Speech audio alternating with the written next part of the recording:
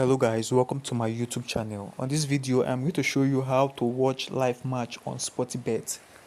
To do this, first of all, you have to log into your SportyBet and make sure that you are logged into your account. SportyBet has the license to stream live matches, so you don't have to worry if it is legal to watch matches on SportyBet or not.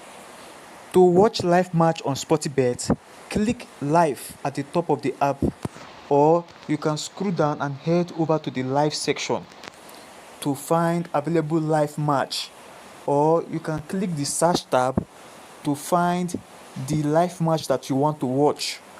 Once you find the match that you want to watch, click on the game there. Click on it and you're going to see that the match is live. The next thing you're going to do is to click STV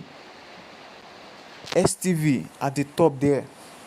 So once you click it, you will now start watching live match on SportyBet. For example, let me click at it here. As you can see here, it is now showing, but I am not going to stream this match because of YouTube policy.